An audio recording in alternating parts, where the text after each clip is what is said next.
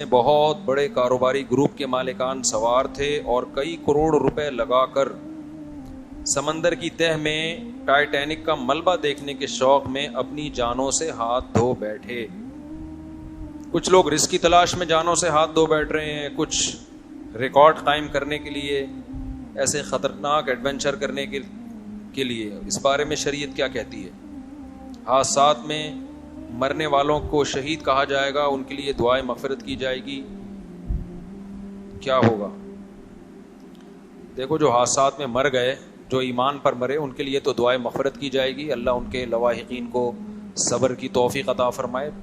جن کی موت ایمان پر ہوئی ہے, جن کی موت ایمان پر نہیں ہوئی تو زندگی میں تو دعا کی جا سکتی ہے, موت کے بعد ان کے لیے دعا نہیں کی جا سکتی. وہ موت کے بعد کی زندگی کو مانتے ہی نہیں تھے. باقی دیکھیں, یہ جب یہ علی سکپارہ کا واقعہ ہوا نا, کیٹو کی پہاڑی پہ چڑھنے کی کوشش کی اور جان سے ہاتھ دھو بیٹھے, تو ان کے بیٹے نے کا بیان آیا تھا کہ میں اپنے والد کے مشن کو پورا کروں گا, میں کیٹو کی پہاڑی سردیوں میں عبور کروں گا.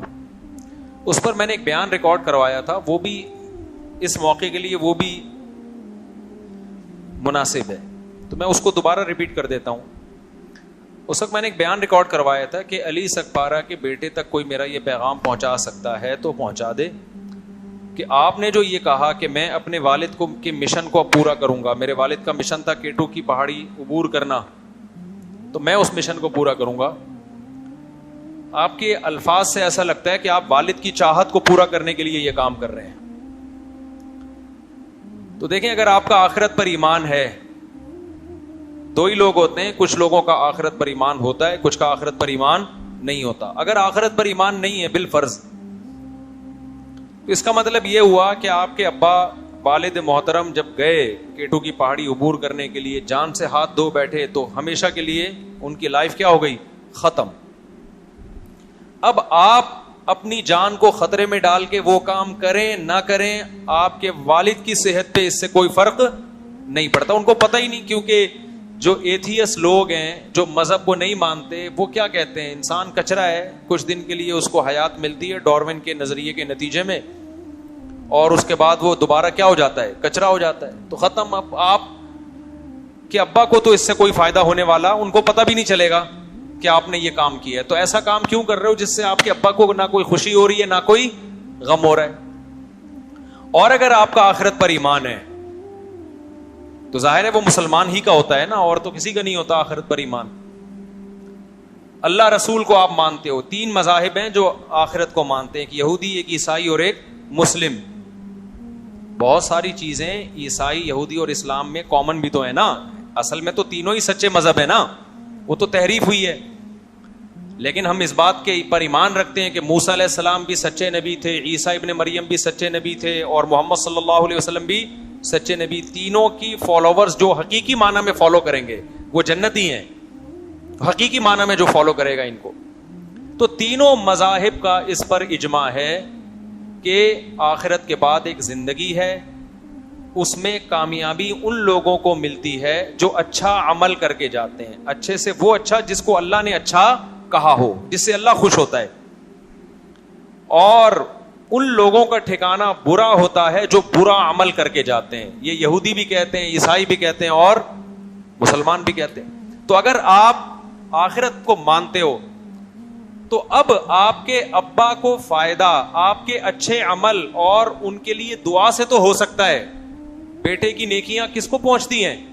اگر باپ نے اس کی تربیت کی ہو, ورنہ دعا سے تو پہنچ ہی جاتی ہیں. بھائی حدیث میں آتا ہے نا, ایک صحابی نے پوچھا, یا رسول اللہ, صحابیہ نے پوچھا, میری ماں کا انتقال ہو گیا, میں ان کی طرف سے صدقہ کرنا چاہتی ہوں, کیا کر سکتی ہوں؟ آپ نے فرمایا ہاں. تو صدقہ ایک نیکی ہے نا. تو ان صحابیہ کو پتا تھا کہ نبی نے بتا دیا کہ تم اب جب کسی غریب کو کھانا کھلاؤ گی تو اس صدقے کا ثواب کہاں پہنچے گا؟ اگر ماں کے لیے کھلا رہی ہو کہ یہ نیکی کس کو ملے؟ میری ماں کو ملے, تو یہ نیکی کیا ہوگی؟ ملتی ہے. کسی صحابی نے ایسا نہیں نبی سے پوچھا کہ یا رسول اللہ, میرے والد کا انتقال ہو گیا, اگر میں فلاں پہاڑی پہ چڑھ جاؤں اور ایک ریکارڈ قائم کر لوں تو کیا میرے والد کو اس سے فائدہ ہوگا؟ کسی صحابی نے ایسا سوال بولو نہیں پوچھا, کیونکہ صحابہ یہ بات جانتے تھے کہ یہ اچھا سوال نہیں ہوگا. نبی کو اس پہ غصہ بھی آ سکتا ہے, غضب بھی آ سکتا ہے, ایک فضول سوال ہوگا کیونکہ اللہ کو اس سے کیا پہاڑ پہ چڑھیں یا پہاڑ سے اتریں. میں سمجھا پا رہا ہوں اپنی بات. اللہ کو اس سے تو غرض ہے کہ اس کی مخلوق کو کوئی بھوکا ہو کھانا کھلا دے تو اس کا پیٹ بھر جائے. الخلق عیال اللہ, حدیث میں آتا ہے یہ مخلوق اللہ کی عیال ہے, گویا اللہ کا خاندان ہے. جیسے کہ آپ کسی کے بچے کو کھانا کھلاتے ہیں تو باپ خوش ہوتا ہے نا, تو مخلوق کو کھانا کھلائیں گے کون خوش ہوگا؟ اللہ. ہاں یہ ایک الگ بات ہے کہ جب نبی صلی اللہ علیہ وسلم مشرکین سے کہتے کہ مخلوق کو کھانا کھلاؤ تو مشرکین کہتے اللہ خود ہی کیوں نہیں کھلا دیتا, اللہ نے ان کو غریب پیدا کیوں کیا ہے؟ پھر آئی بات سمجھ میں؟ یہ ایک بےہودہ سوال ہے. بھائی اللہ نے غریب کو پیدا کیا تاکہ مالدار کی آزمائش ہو. اس میں حکمتیں بہت ساری, کسی کو غریب بنایا, کسی کو امیر بنایا, یہ حکمتیں فوت ہو جاتی ہیں نا اگر اللہ سبھی کو کھلا دیتا. لیکن اللہ غریب کا پیٹ بھرنے سے خوش ہوتا ہے, اس مالدار سے خوش ہوتا ہے جو غریب کا خیال رکھے. تو صحابیہ نے نبی سے کیا پوچھا؟ میں اگر صدقہ کروں گی تو میری ماں کو, نیت میری ہوگی اپنی ماں کے لیے صدقہ کر رہی ہوں, تو میں نے کہا تھا کہ علی سکپارہ کے بیٹے کو میرا کوئی پیغام پہنچا دے کہ بھئی آپ کے والد صاحب کی جو ڈیتھ ہوئی اللہ مغفرت فرمائے, ان کے درجات بلند کرے. تو اب آپ کے والد کو جو فائدہ ہوگا نا, اگر آپ کا آخرت پر ایمان ہے تو فائدہ ہوگا صدقات و خیرات سے, نیکی کرنے سے, وہ کام کرنے سے جس کا خدا نے ہمیں حکم دیا ہے, وہ خیر کے کام. پہاڑ پہ چڑھنے سے کسی بھی مسلک کے عالم سے پوچھ لینا, پہاڑ پہ چڑھنا کوئی نیکی نہیں ہے جس کا ثواب پہنچایا جا سکتا ہو. سمجھ میں آ رہی بات کی نہیں آ رہی؟ تو آخرت پر ایمان نہیں ہے تو بھی یہ کام فضول ہے, آخرت پر ایمان ہے تو بھی یہ کام کیا ہے؟ فضول ہے, اس کا کوئی فائدہ نہیں. تو یہ آپ اپنے لیے کر رہے ہو. اس کا یہ کہنا کہ ابا کے مشن کی تکمیل کروں گا, یہ جملہ غلط ہے. آپ یہ کہو کہ بھائی میں بھی ٹرائی کروں گا, اگر کامیاب ہو گیا تو عزت مل جائے گی, ورنہ موت کے منہ میں چلا جاؤں گا. تو پھر ہم اس پہ دوسرے پہلو سے غور کریں گے کہ اگر آپ یہ اپنے لیے کر رہے ہو نا, یہ نہیں کہو کہ میں ابا کے مشن کو پورا کروں گا, ابا کو اس سے کوئی فائدہ نہیں ہے, بلکہ ابا ہو سکتا ہے وہاں برزخ میں, ہو سکتا ہے کہ یقینی بات ہے وہ کہیں گے کہ کاش میں اس راستے میں موت میری نہ ہوتی, یہ میں نے اپنے آپ کو کیوں, اپنی جان کو میں نے ایک خطرے میں ڈالا. دیکھو ایک آدمی ویلی لگا رہا ہے, عزت اس کی بھی ہوتی ہے کہ نہیں ہوتی, لیکن سر بھی کھلتا ہے اس کا. جب اس کا سر کھل جاتا ہے نا ویلی لگانے والے کا, پھر وہ کہتا ہے کاش میں نے عزت کا یہ طریقہ حاصل نہ کیا, یہ اختیار نہ کیا ہوتا عزت کا میں نے یہ طریقہ. بعض ہم نے دیکھے ہیں کہ وہ پائیدان پہ بیٹھ کے بائک چلا رہے ہوتے ہیں. میں ڈیفینس گیا تھا, بچپن کی بات ہے, ہمارے دوست لے کر گئے, وہ سی وی یو پہ ریسیں ہو رہی تھی. ہمیں شوق ہے ہر جگہ گھسنے کا, اگرچہ ہم بچپن کا اتنا بھی بچپن کی مولانا بن چکا تھا میں, جائز جگہوں پہ جانے کا, ناجائز اللہ کا شکر ہے اللہ بچا کے رکھے ہم سب کو.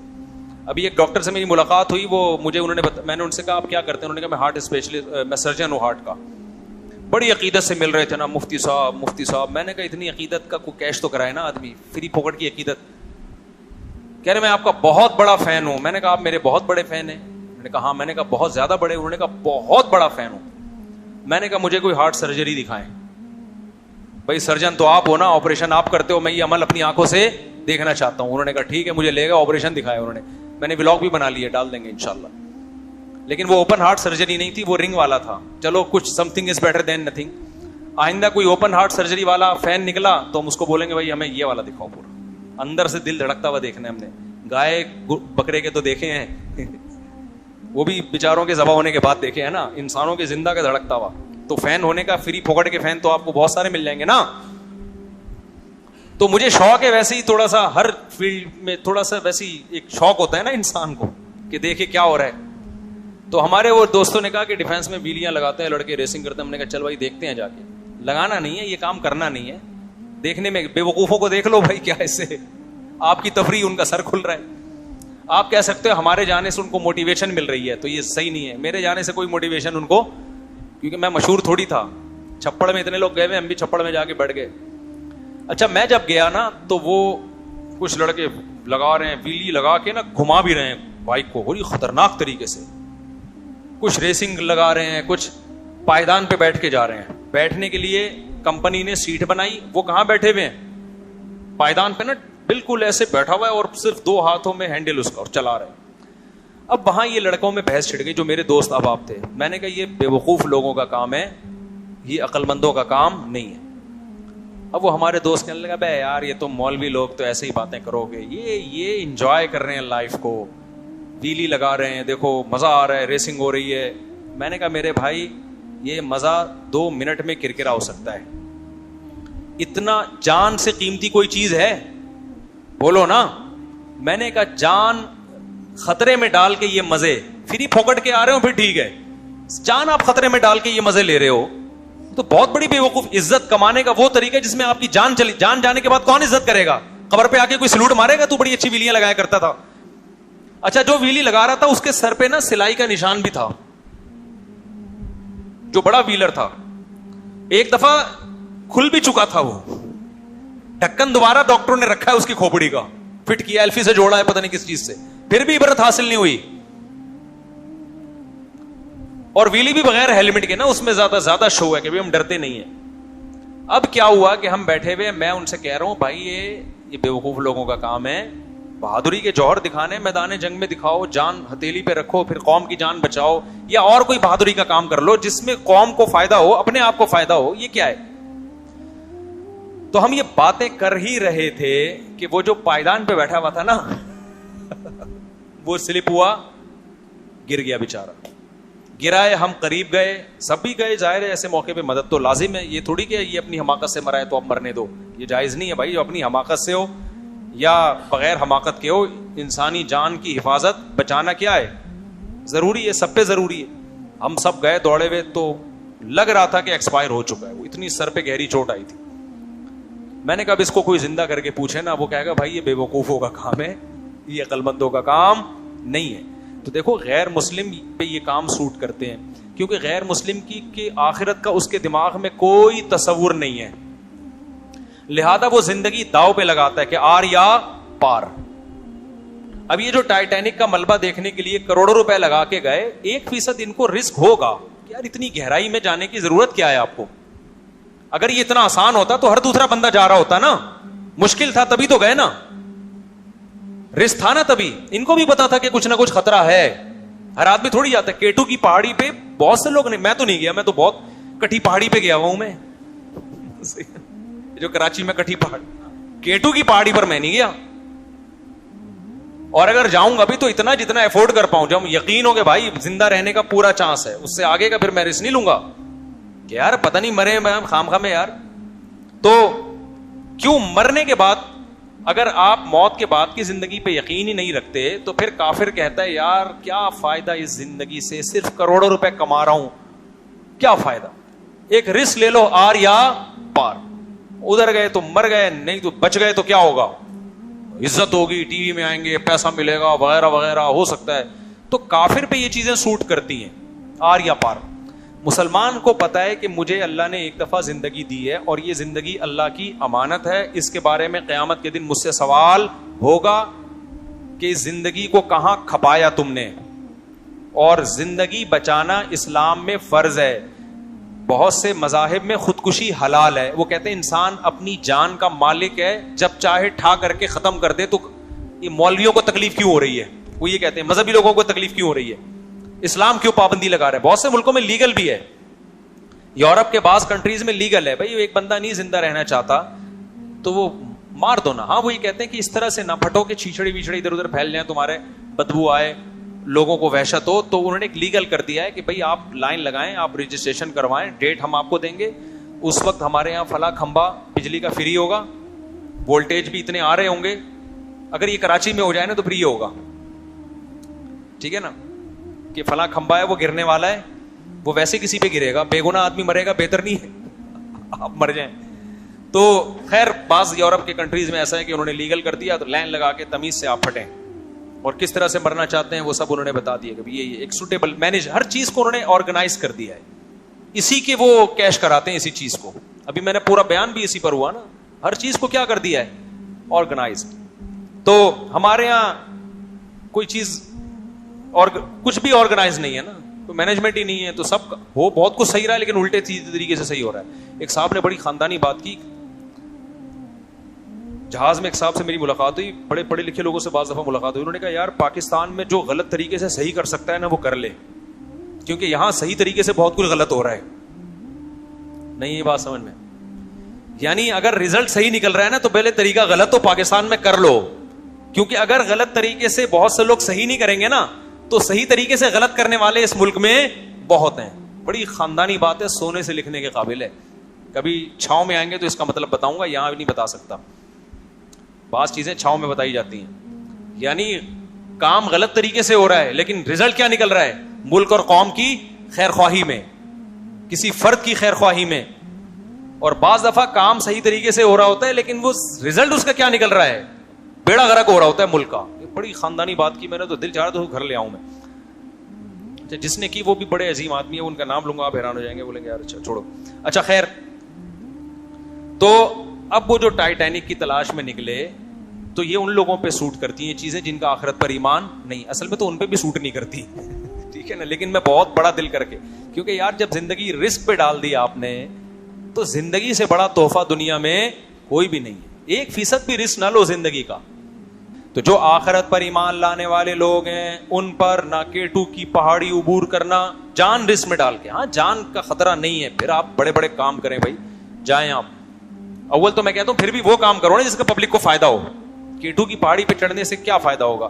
آپ کہہ رہے ملک کا نام روشن ہو جائے گا. ملک کا نام اور بہت ساری چیزیں جن سے روشن ہو سکتا ہے. اتنے محنت کرنے والا, اتنی استقامت والا آدمی ایجوکیشن میں آگے بڑھے یار.